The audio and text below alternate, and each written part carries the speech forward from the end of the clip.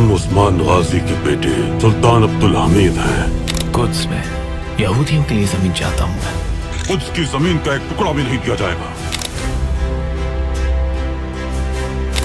अस्सलाम वालेकुम, मैं हूं तैयब उमर और आप देख रहे हैं प्रोग्राम कहानी का सफ़र। आज के इस प्रोग्राम कहानी का सफ़र में हम पहले की तरह फिर से एक नई शख्सियत की ज़िंदगी का तज़किया करेंगे। आज की कहानी है एक ऐसे मर्द मुजाहिद की कि जब पूरा आलम इस्लाम ज़वाल की खाई में गिर रहा था, तब एक ऐसा शख्स उठा जो खामोश मगर गैरत से लबरेज था। एक ऐसा बादशाह तख्त पर बैठा जिसने बैतुल मुक़द्दस मस्जिद अक्सा के लिए अपनी सल्तनत को कुर्बान कर दिया। उस बादशाह का नाम सुल्तान अब्दुल हमीद था।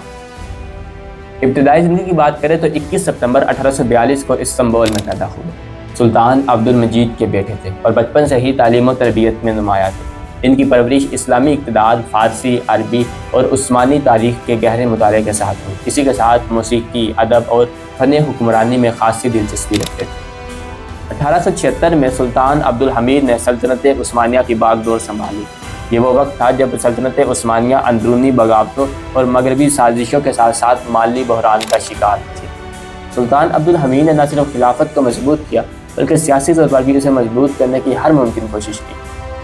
इनका सबसे बड़ा ख्वाब इत्तेहाद उम्मत था। वो चाहते थे कि तमाम मुसलमान एक झंडे तले मुत्तहिद, खा वो अरब हो, तुर्क हो या फिर हिंदुस्तानी हो। उनके नज़दीक खिलाफत सिर्फ सल्तनत नहीं बल्कि रूहानी रहनुमाई का ज़रिया भी थी जो मुसलमानों को ग़ुलामी से आज़ाद करवा सकती थी। इन्होंने अरब इलाकों में तालीम और सेहत के निज़ाम को बेहतर बनाने के लिए बेशुमार इक़दाम किए।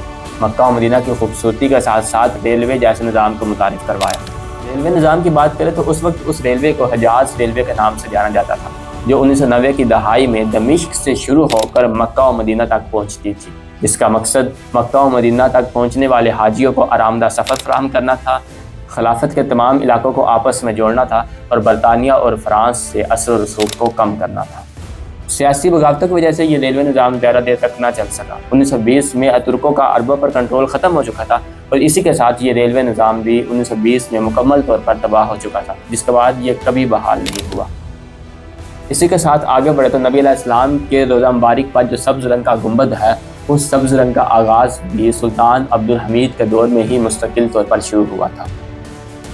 अगरचे ये गुंबद पहले भी मौजूद था, मगर 1837 में सुल्तान महमूद दोम ने सबसे पहले इस गुंबद पर सब्ज़ रंग करवाया था। बाद में सुल्तान अब्दुल हमीद के दौर में इस सब्ज़ रंग को बाकायदा तौर पर मुस्तकिल कर दिया गया। सब्ज़ रंग इस्लाम में अमन, ज़िंदगी की फितरत और जन्नत की इलामत समझा जाता था। इसी के साथ नबी अलैहिस्सलाम का सबसे पसंदीदा रंग भी सब्ज़ रंग ही था। इसी निस्बत से सुल्तान अब्दुल हमीद ने मदीना मुनव्वरा को सब्ज़ रंग का रूहानी इम्तियाज़ दिया। प्रोग्राम के दौरान में एक और चीज़ आपको बताता चलूँ कि जब फ्रांस ने नबी अलैहिस्सलाम पर गुस्ताखाना खाके या कार्टून बनाने की कोशिश की तो सुल्तान अब्दुल हमीद ने इस पर भरपूर रद्द अमल दिया। फ्रांस के सफ़ीर को तलब करके शदीद एहतजाज रिकॉर्ड करवाया और वाज़ह तौर पर कहा कि यह उम्मत मुस्लिमा की तौहीन है जिसे खिलाफत उस्मानिया हरगिज़ बर्दाश्त नहीं कर सकती। अगर फ्रांस ने यह खाके बंद न किए तो सल्तनत उस्मानिया अपनी भरपूर ताकत के साथ फ्रांस पर हमला कर देगी। इस धमकी के बाद फ्रांस ने न सिर्फ खाके बंद किए बल्कि सुल्तान अब्दुल हमीद से माजरत भी की।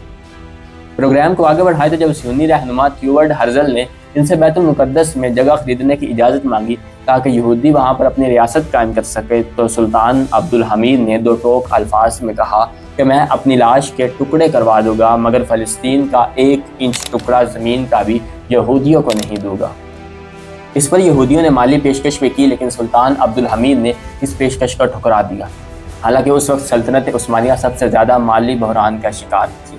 आपकी पेशकश ठुकराने से इस चीज़ का अंदाज़ा लगाया जा सकता है कि बंदा मोमन के लिए अपनी जान माल से बढ़कर बैतुल मुक़द्दस या अल्लाह की ज़ात है।